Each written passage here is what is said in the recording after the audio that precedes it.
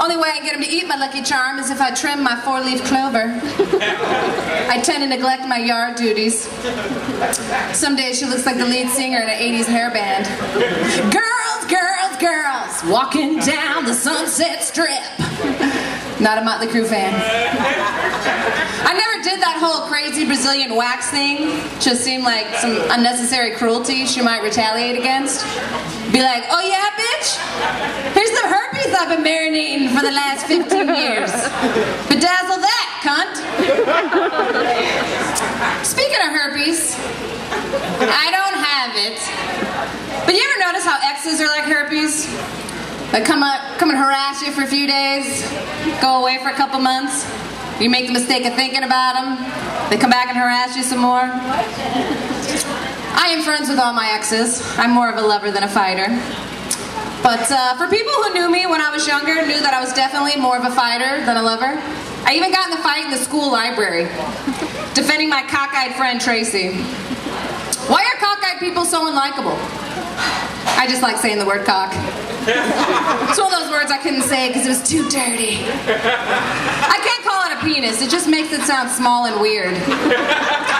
But cock makes it sound big and massive. Like something you want in your mouth. Alright, back to my cockeyed friend Tracy. That's my girl. So we all have one of these, you know, somebody that can never back up their shit. But what sucked about me choosing this day of all days to defend the cockeyed underdog was the fact that I got suspended and I missed the debut of New Kids on the Block at my school. See, this was 87, they didn't really blow up till like 88. Why, like Donnie wasn't your favorite New Kid? I was never really into his brother, Marky Mark and the Funky Bunch, but I love his movies. I'm pretty embarrassed to admit to half the concerts I've been to in my lifetime, but I feel like we've gotten pretty close in the last few minutes. I trust that you won't judge me too harshly. I'm gonna do it like Usher did, okay?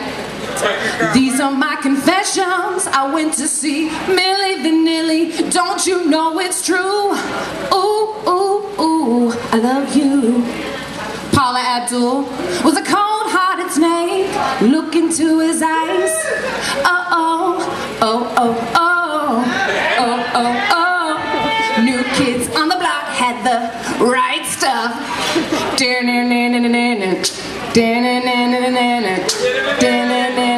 Vanilla ice, ice, baby. What? He was the best! I even sipped Funky Comadina with Tone Loc. You said you wouldn't judge me. I know, you expect a white girl raised mainly around black people to have better taste in music, but you can't fight that white gene. It's strong. For people who know me now, know that I suffer from DID, dissociative identity disorder, better known as multiple personality syndrome. I got a black girl that can sing, I got a soul sister that can cook, and I got a white girl that can't dance. She's pathetic. Growing up for me was interesting to say the least. I had a black stepfather, mainly raised around black people. Let's just say I had some issues. Even to this day, I get people ask me, so, what's that accent? I'm like, oh, that's just leftover wigger from the 90s. Everybody thought they was black. I usually ended up spending the weekends over at my black godmother's house. Only way I can describe her is to say she was like the Wicked Witch from the Wils, with great shoes. Every Sunday, I hated it. Ended up the same. Me, the only little white girl in church, not catching the Holy Ghost. Everybody looking at me like I'm the blonde, blue-eyed, big titty, big booty devil. I got titties young. By the time I was 8, I was in a training bra, and when I was 12, I already had the measurements of Marilyn Monroe. And I'm a natural blonde, so needless to say, everybody thought I was a dumb whore. Girls hated me because they were jealous. Boys hated me because I gave them hard-ons they didn't know what to do with yet. And I still kicked their ass at tetherball. I'm really good at tetherball. My senior year sucked. First year at this school, nobody knew me. I was so mature looking, everybody mistaked me for a teacher or an undercover narc from 21 Jump Street. I was so uncool. I loved all my teachers. I was that girl. I know. They couldn't stand me. I had this teacher tell me this one time, I'll never forget her name. She was a black lady named Miss White. She's all, Jenny, your looks are only going to carry you so far, young lady. Who knew that bitch was a psychic? is white. School was tough. They told my mom that I had a problem with authority. It's not like I can't take direction, because I can. It's just that the world is full of so many shitty directors. Am I right? Mel Gibson. I love Passion of the Christ because I'm so passionate. God, I'm dying for a cigarette. Who's trying to quit like me? I am, damn it. I quit smoking so I could take the birth control pill. Because you know how they say if you smoke, it increases your chances of having a heart attack, blood clots, strokes. Right. Fuck that, right, ladies? I'd rather be fat and have the brat. Besides, if you smoke, they come out tiny, like a preemie. Oh, who wants to deliver a full-tune behemoth? You know, my mom smoked when she was pregnant with me, so technically I'm not nearly as tall or as smart or as funny as I should be. So she basically ruined my life. Happy Mother's Day, Mom! I know, I'm a bitch. But you see, being nice and patient and rational doesn't come naturally for me. For some of you it does. So technically you're not really going out of your way to be nice, are you? I'm the one bending over backwards up here, people. Every time I pick up my dog shit, I'm one shit closer to being a better human being. Can you say that? Why do we hide who we truly are in the beginning of a relationship? Well, for some of you, all throughout. For example, like the fact that we burp, fart, and shit like every other human being on this planet. But not us in the beginning, right, ladies? We're super girlfriend whose shit doesn't stink. To be honest, after 2 years, I don't miss that fake-ass bitch at all. I don't got a hold in my stomach, my farts, my shit, which might make me bloated to begin with. And to be honest, my shit really does stink. I think my man hates me because I'm more of a man than he is. What? I'm a delicate flower!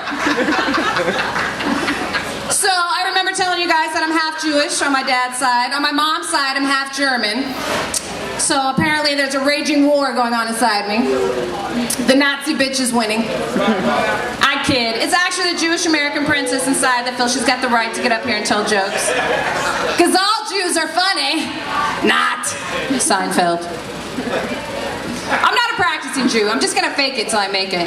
I figure my nose makes me just Jewish enough to ride that Hebrew wave all the way to a crappy little sitcom and a crappy little network starring me and all my crappy little Jewish comic friends. We're gonna call it Jenny from the Blockenstein.